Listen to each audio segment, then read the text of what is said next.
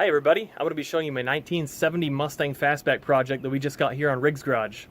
There'll be a lot of projects to do on this, so like and subscribe below if you want to see more. Thank you.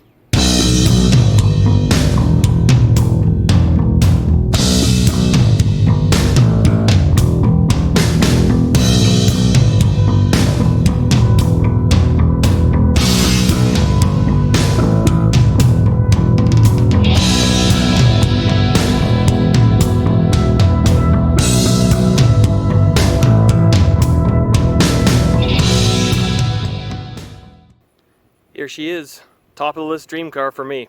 Just look at the lines on it, you can see why I love these cars. See the muscular quarter panels? This one's wearing some huge 60 size tires. The car's in decent shape for a 50-year-old sheet metal unibody car. I mean, these things weren't really built to last that long, but this one has survived. It's not without its flaws, it is a project, but here it is. It's just a victory to have in my garage. Just take you for a walk around here.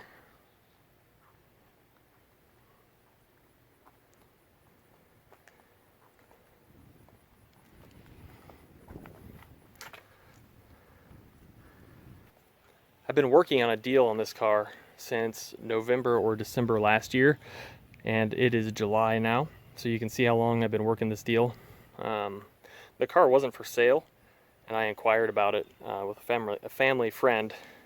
The consensus over the last 20 years or so was that he would never sell the car, but it just shows if you ask somebody, they might consider it. So his exact words were, "I will thinking about it," and then we kind of just kept in touch about the car and talked about it. Eventually came upon a deal. Right now this is a non-running car. It has an engine, it has an interior, it has a driveline, everything's in place, so it's not a huge project, depending on what your definition of a project is. My goal for this car is to get it on the road as soon as possible, as safe as possible, and reliable. The car has been named the Mousestang, as in mouse, the rodent, because this car came out of 20 years of slumber in a garage. It was protected from the weather, but the mice did move in. I started cleaning the interior. You can see that I never did finish. I've had the car for about 4 weeks because I started vacuuming and I turned the vacuum off and I heard screeching. Underneath the back seat here, I unhooked it and pulled it out. There was a nest of 3 mice and a mama. So I set traps everywhere. The traps never actually got a mouse. You can see they're still untripped. The only trap that was tripped was my big toe when I was wearing flip-flops and moving the car around. It's quite a surprise. Odometer's probably 127,000 miles. Who knows? Not the original engine. Automatic.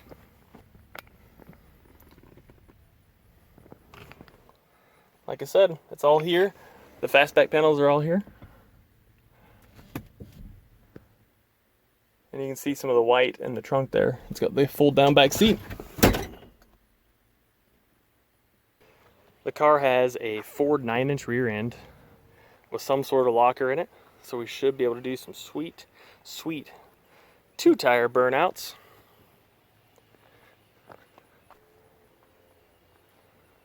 Let's have a look under the hood.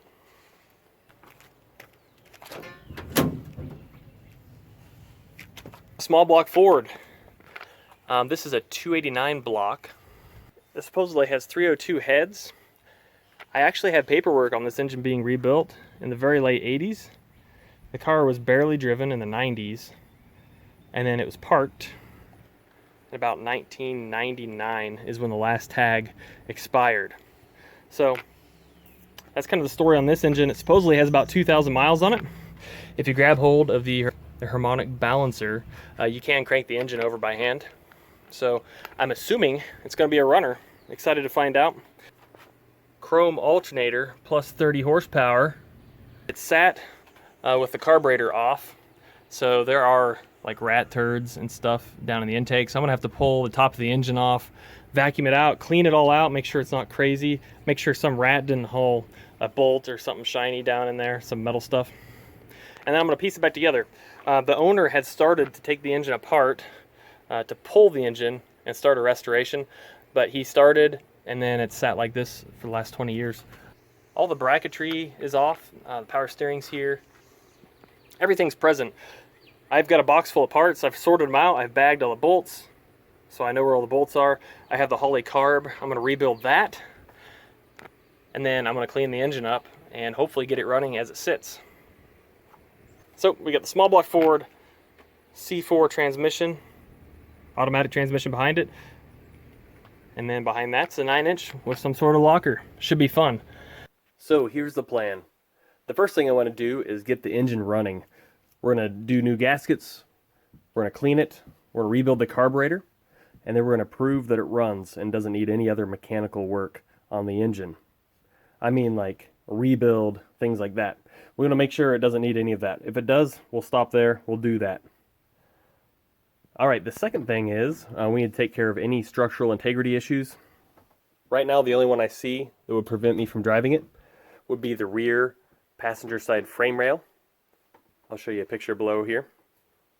You can see that it needs work. It's got some structural damage to it from rust. Okay, once the frame rail's fixed, the third thing we'll do is brakes. We're going to go through the brake system. We're going to make sure none of the hard lines are rusted through. If they are, we'll replace them. We'll replace all of the rubber lines. We're probably going to replace the rear wheel cylinders just because they're cheap and easy to do. Do pads back there. We'll check the front calipers, make sure they don't leak. If they leak, we'll rebuild them or replace them. After we do brakes, we'll service the transmission, and we'll do wheels and tires, and then we're going to clean this thing up and get it on the road. If you want to see more of the MOUSESTANG project, like and subscribe below so you don't miss any of the videos that are coming out. Thank you.